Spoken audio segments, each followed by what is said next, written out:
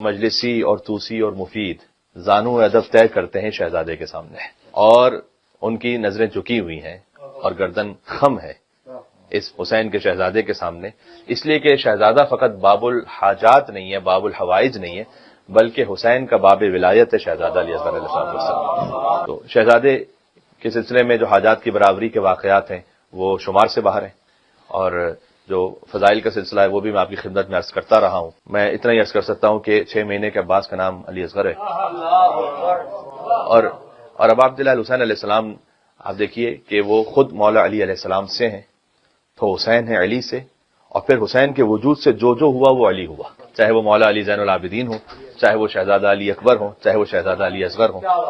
تو حسین خود بھی علی سے ہیں، اور حسین کے وجود سے جو ہوا وہ علی ہوا، اور چونکہ نام امام حسین علیہ السلام نے رکھا تو باعث نے خدا رکھا یقیناً۔ تو علی تو ہوتا وہ ہے کہ جو گود میں حجت کی گود میں بولنا شروع کرے، چاہے وہ علی مرتضیٰ ہوں کہ جو پیغمبر اکرم کی گود میں بول رہے تھے، چاہے وہ علی اصغر ہوں جو اب عبداللہ الحسین علیہ السلام کی گود میں اپنے وجود کے ذریعے سے حسین کی حقانیت کا اظہار فرما رہے تھے۔ حسین کی سب سے بڑی دلیل کا نام ہے علی اصغر۔ تو انشاءاللہ ہم آپ کی خدمت میں اگر مصائب سے پہلے کچھ ہو سکا تو مزید اس بارے میں عرض کریں گے۔ بس میں اتنا عرض کروں کہ اس شہزادے سے کیا کچھ مانگا جا سکتا ہے، تو میرے ذہن میں ایک بات آئی کہ جس کا قرآن میں ذکر ہے کہ اللہ اپنے خاص بندوں کو عطا کرتا ہے، وہ ہے حکمت۔ علم سب کے پاس، علم بھی ایک بڑی نعمت ہے، لیکن جس کے پاس علم ہے ضروری نہیں کہ اس کے بعد حکمت بھی ہو۔ حکمت ایک خاص نعمت ہے کہ جو اللہ سبحانہ وتعالیٰ اپنے خاص کچھ ایسے بندوں کو عطا کرتا ہے کہ فقط اوتیا خیرن کثیرا۔ اللہ کہتا ہے کہ جس کو ہم نے حکمت عطا کر دی ہے، ہم نے اسے خیر کثیر عطا کر دیا، یعنی سارا خیر اسے عطا کر دیا۔ اور جو حکمت ہے اس کا معاملہ اب آپ غور فرمائیے گا، حضرت لقمان جن کے نام سے پورا سورہ ہے قرآن میں، تو حضرت لقمان چونکہ ان کی حکمت کا ذکر احادیث میں، یعنی جسے اللہ حکمت عطا کرے تو اس مقام پہ پہنچ جاتا ہے کہ پھر امام صادق علیہ السلام فرمائے کہ لقمان یہ کہتے تھے، یا امام باقر علیہ السلام فرمائیں کہ لقمان نے یہ کہا، بلکہ اللہ سبحانہ وتعالیٰ قرآن میں کہے کہ وقال لقمان اپنے بیٹے سے کہیں وہو یعظہ، جبکہ وہ اسے نصیحت کر رہے تھے کہ لا تشرک باللہ ان الشرک لظلم عظیم، خبردار اللہ کے ساتھ کسی کو شریک نہ قرار دینا، اس لیے کہ شرک ظلم عظیم ہے۔ تو جس کے پاس حکمت ہوتی ہے اللہ سبحانہ وتعالیٰ اس کا کلام قرآن میں ذکر کرتا ہے، اور سب سے بڑے حکیم اس امت کے خود حضور نے فرمایا کہ انا دار الحکمہ وعلی بابھا، انا مدینۃ الحکمہ وعلی بابھا بھی حدیث ہے، انا دار الحکمہ وعلی بابھا بھی حدیث ہے۔ اور اس میں ایک لطافت یہ ہے کہ علم کے لیے مدینہ کا لفظ استعمال ہوا اور حکمت کے لیے دار کا لفظ استعمال ہوا ہے، یعنی میں علم کا شہر ہوں، علی اس کا دروازہ ہے، پھر فرمایا میں حکمت کا گھر ہوں اور علی اس کا دروازہ ہے، کیونکہ حکمت محدود ہے۔ تو حکمت عطا کیسے ہوتی ہے، مختصر سی گفتگو ہے، اور پھر میں اسے رب دے دوں گا شہزادہ علی اصغر علیہ السلام سے، یہ تمہید سمجھ لیجیے آپ اسے۔ لیکن اس میں بھی حکمت تھی کہ شہزادہ علی اصغر علیہ السلام کو سب سے آخر میں لے کر آئے امام حسین علیہ السلام کو۔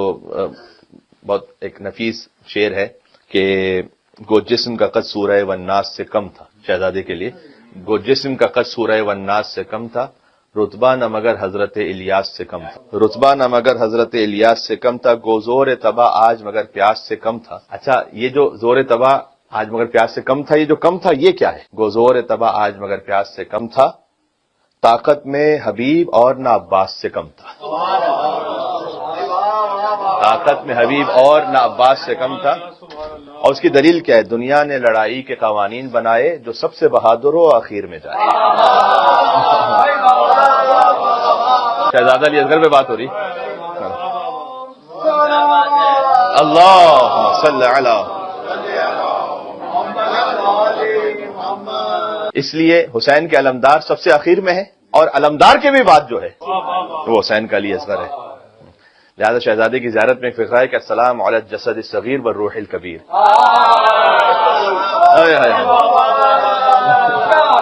سلام ہو جسد صغیر پر اور روح کبیر پر، اس لیے کہ اہل بیت علیہ السلام کے خانوادے میں مقام کا تعلق سن سے نہیں ہوتا، مقام کا تعلق روح سے ہوتا ہے۔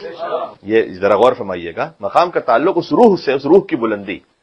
تو اس کے لیے فارسی زبان میں ایک لفظ استعمال ہوتا ہے کہ صغیر السن ہے لیکن پیر راہ ہے۔ جب حضرت مریم کے عیسیٰ کے بارے میں کہیں کہ انی عبداللہ اتانی الکتاب وجعلنی نبیہ، تو جو 3 دن کی عیسیٰ ہیں وہ گفتگو فرما رہے ہیں، تو حضرت علی اصغر علیہ السلام 6 مہینے کا یہ ظاہری سن ہے، ورنہ جو نورانی کیفیت ہے تو جسد صغیر پر سلام لیکن روح کبیر پر سلام، اس لیے کہ یہ روح متصل ہے عبداللہ الحسین علیہ السلام۔ تو عزیزوں، میں جو عرض کر رہا تھا کہ اللہ سبحانہ و تعالیٰ جب کسی کو بہت زیادہ خیر عطا کرنا چاہے تو اللہ نے قرآن میں کہا اسے حکمت عطا کرتے ہیں.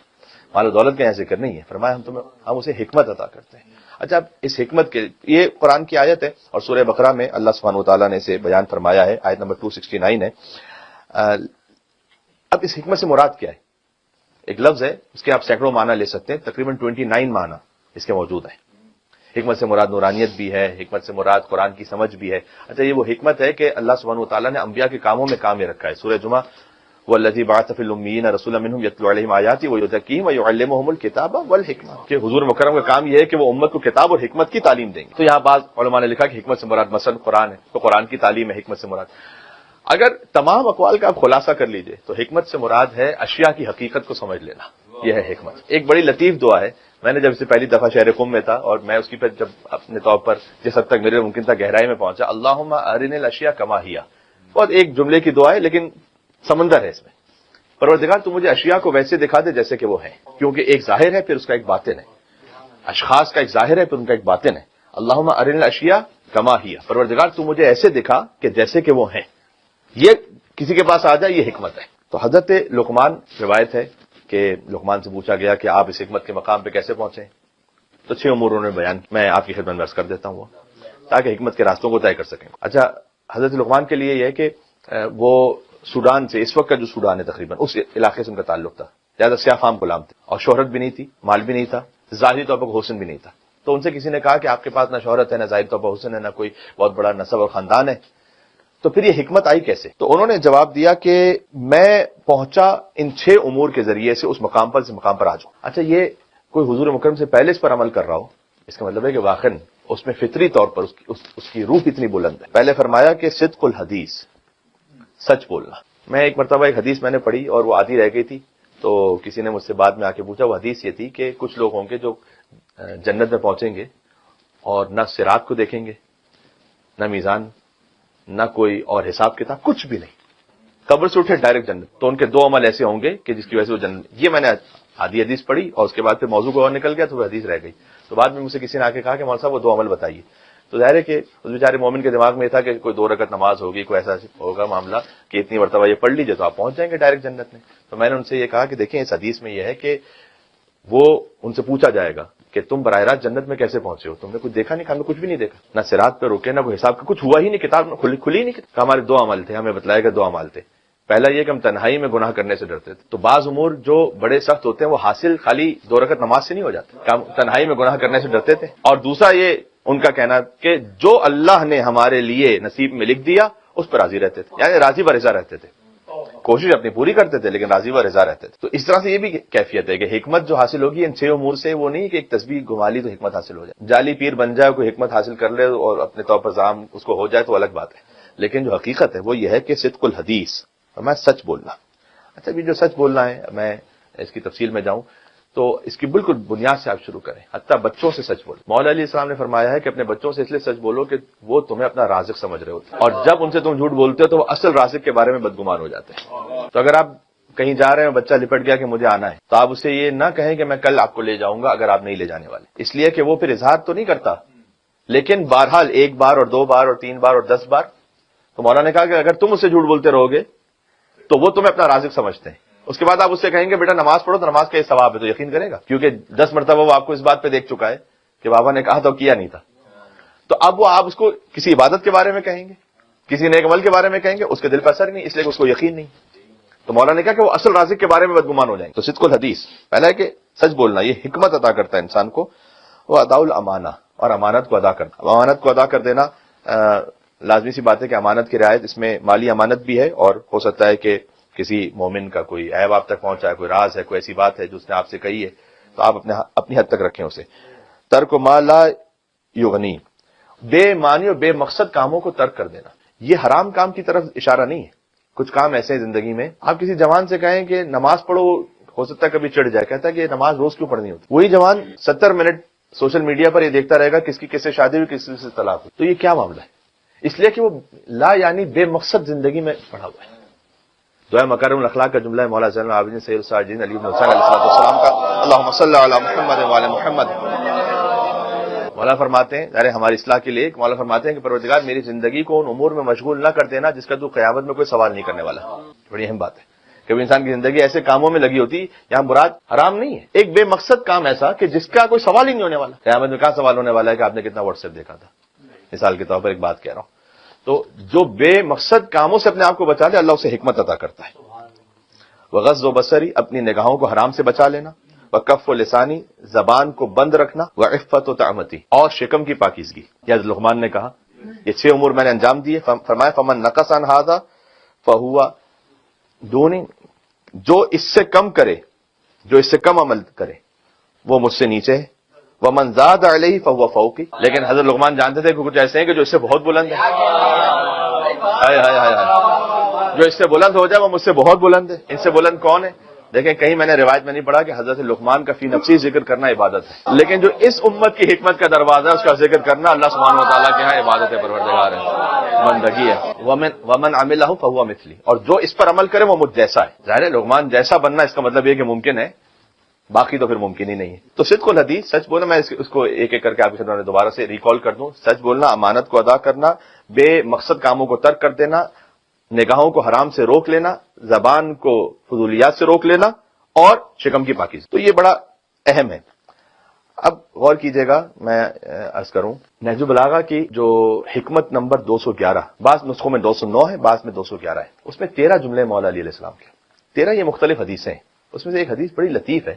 مولا نے فرمایا کہ کتنی عقلیں ہوتی ہیں جو نفس کی اسیر ہو جائے. جب عقل نفس کی اسیر ہو جائے، دیکھیں عقل کو امیر ہونا چاہیے اور نفس کو اسیر ہونا چاہیے، لیکن اگر نفس امیر ہو جائے اور عقل اسیر ہو جائے تو پھر چاہے علم ہو انسان کے، چاہے معلومات ہوں اس کے، لیکن سورہ اعراف میں آیت نمبر 176 میں اللہ سبحانہ وتعالیٰ نے بلم باور کا ذکر کہ اللہ نے کہا کہ اس کے پاس ہماری آیات تھی، نشانیات، اور ہم چاہتے تو اس کو بلند کر سکتے، لیکن وَلَٰكِنَّ أَخْلَدَهُ إِلَى الْأَرْضِ، لیکن أَخْلَدَ إِلَى الْأَرْضِ، لیکن اس نے یہ چاہا کہ زمین کی پستیوں میں گرا رہے، آسمانی نہ بنے، زمینی رہے، لیکن وَاتَّبَعَ هَوَاهُ، اس لیے کہ خواہشات نفس کی پیروی کرتا رہا. تو جب نفس امیر ہو اور عقل اسیر ہو تو علم بھی کسی کام کا نہیں رہتا، پھر تقویٰ رہتا نہیں ہے. اس لیے صادق علیہ محمد کا کلام میں فرمایا کہ کم عمل تقویٰ کے ساتھ، کم عمل تقویٰ کے ساتھ اللہ کے یہاں زیادہ محبوب ہے اس کثیر عمل سے جو بغیر تقویٰ. کم عمل ہے تقویٰ کے ساتھ. کربلا کے سب سے کم سے شہید کا ذکر ہے، آپ غور کیجئے گا، کم عمل ہے ایک عام مومن کا اگر تقویٰ کے ساتھ ہے اللہ کو زیادہ محبوب ہے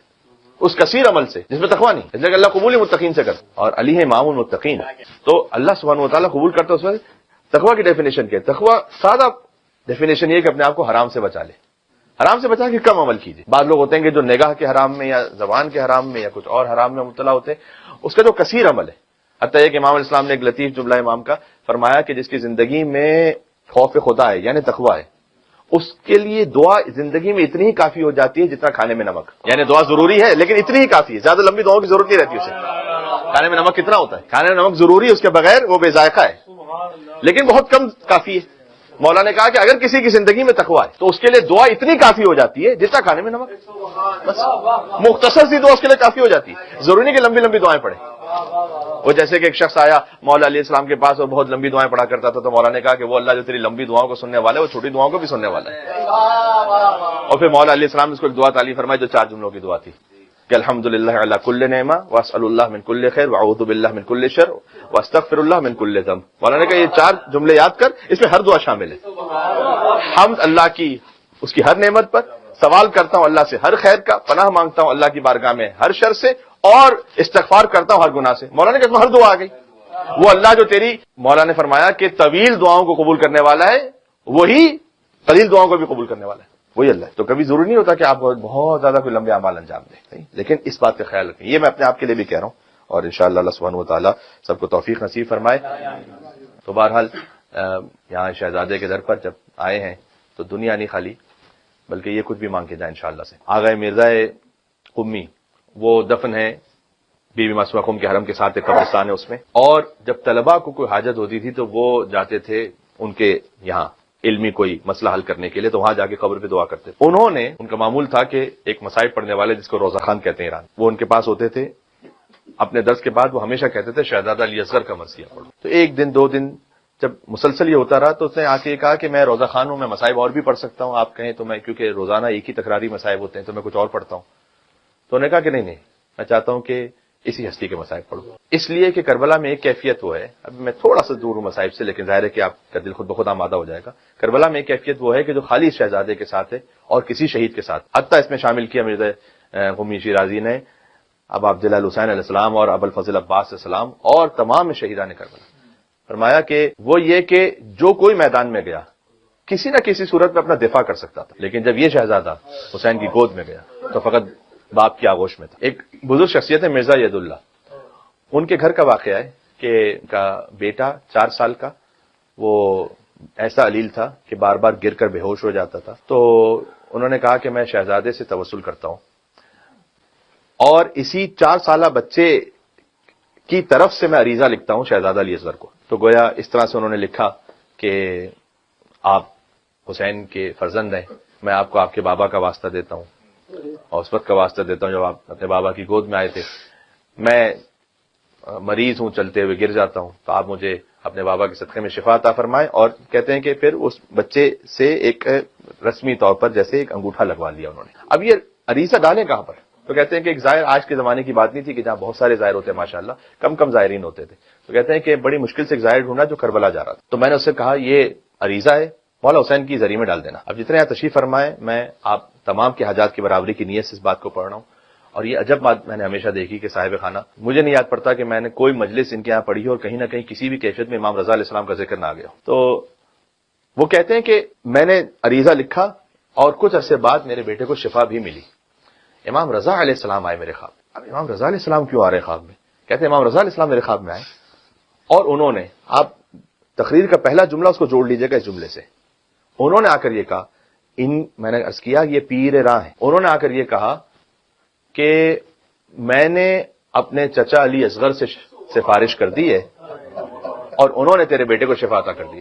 تو میں نے دیکھا کہ میرا بیٹا تو ٹھیک ہو چکا، لیکن میرے دل میں خیال یہ تھا کہ امام رضا علیہ السلام کیوں آئے مجھے بتلانے کے لیے. اور پھر اس ظاہر سے کئی مہینوں بعد کہیں پہ ملاقات ہوئی تو میں نے کہا کہ میرے بیٹے کو تو شفا مل گئی.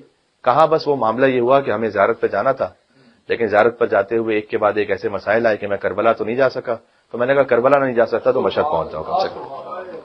اور میرے دل میں خیال آیا کہ وہ عریضہ جو مجھے کربلا میں ذریعے میں ڈالنا تھا وہ امام رضا علیہ السلام کے ذریعے میں ڈالنا. تو میں نے وہ شہزادہ علی اصغر علیہ السلام سے حاجت کا عریضہ مولا رضا علیہ السلام کے ذریعے میں ڈال دیا.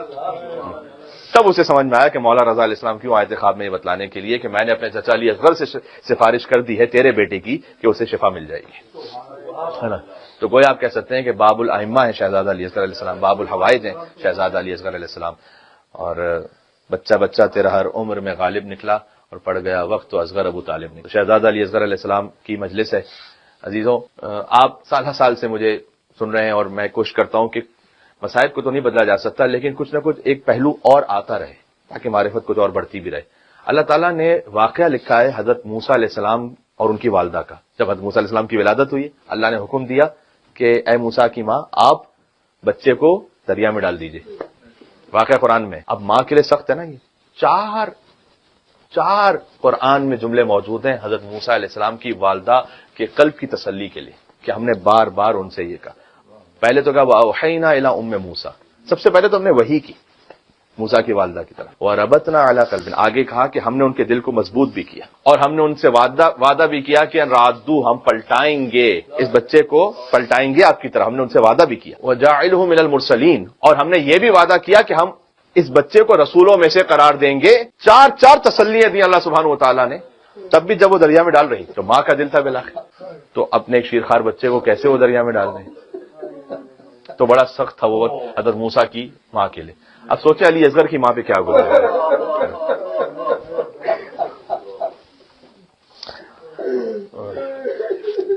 شہزادہ علی اصغر کی والدہ پر کیا گزری.